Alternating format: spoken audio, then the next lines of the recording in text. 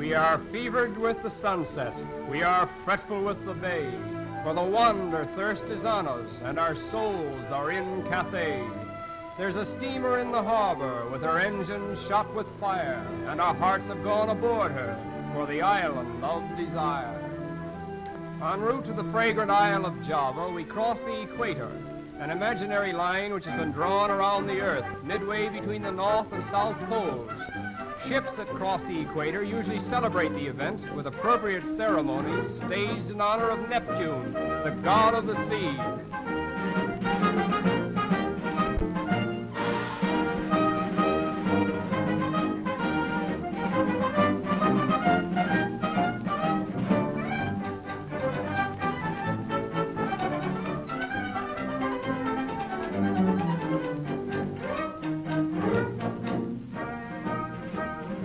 Passengers who are crossing the equator for the first time are summoned to appear at the court of Neptune, where, with fiendish glee, Neptune's Chief Justice metes out punishment for the victims.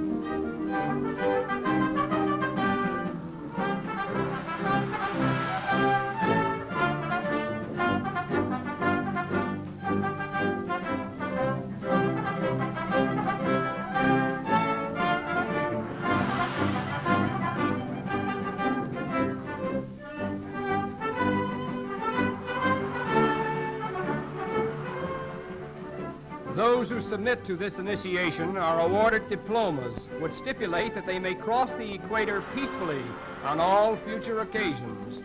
This particular ceremony, however, did not work out according to rule, for the usual routine was suddenly reversed, and the whole court of Neptune was most unceremoniously thrown into the tank.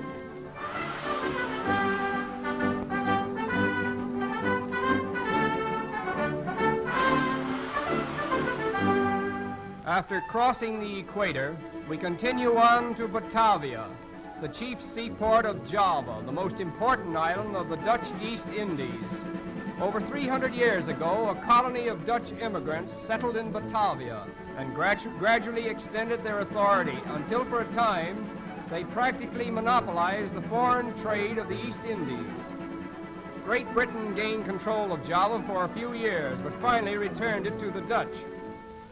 Local self-government, economic betterment, and popular education are some of the benefits enjoyed by the natives as a result of the present-day colonial policy of the Dutch.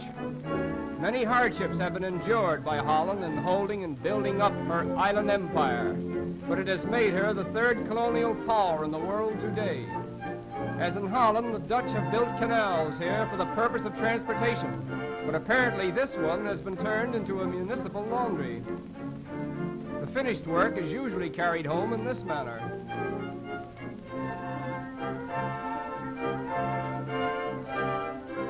Practically every day in the week, this canal is thronged with men, women, and children washing clothes. And this may be one of the reasons why the Javanese are considered to be a clean and wholesome people. Here is where the fast colors of the Javanese batik are put to their severest test. The native Javanese dress is called a sarong. It is of a soft, velvety texture and comes in many varieties of color, but brown and old ivory is the combination which appears to be the most popular.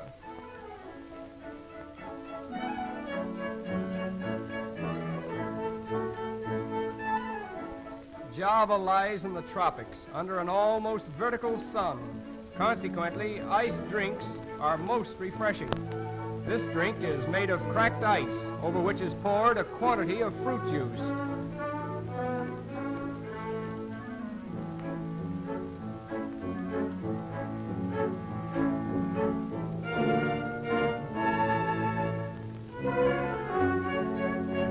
Wherever we go in this tropical island, we see the natives carrying baskets balanced on bamboo poles, and so weighted as to necessitate a half trot to keep the baskets in place.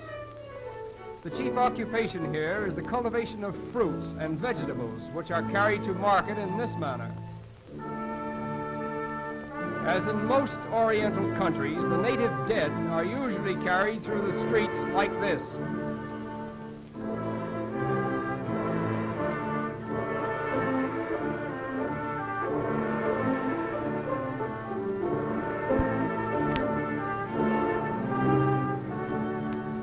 In the older section of Batavia, we come upon a fishing village, where for a brief moment at least, we are obliged to forget that Java is known as the Fragrant Isle.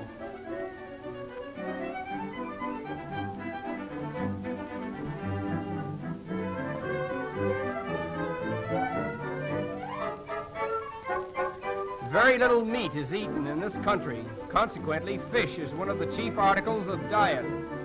Practically every known variety of fish may be purchased here.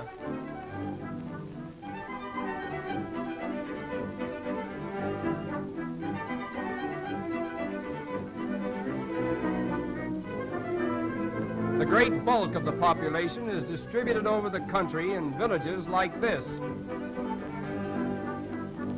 As soon as a village grows to a considerable size, it sends off a score of families to start another community.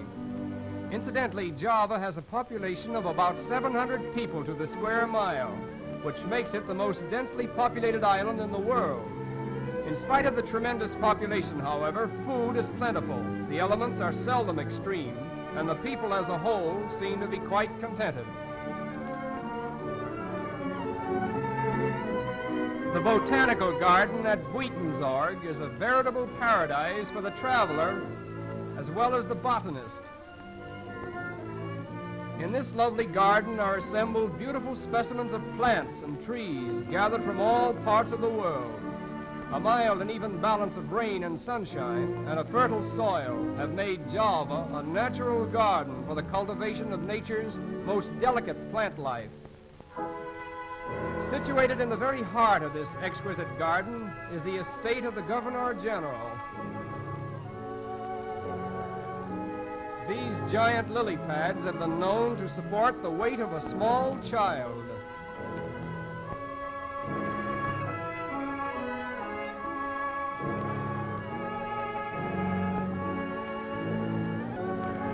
Not far from this beautiful garden is a tropical sea, constantly overshadowed by curtains of clouds.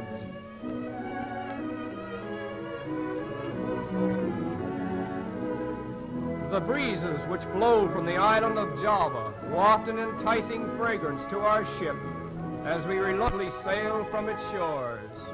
And here we say farewell to the fragrant isle.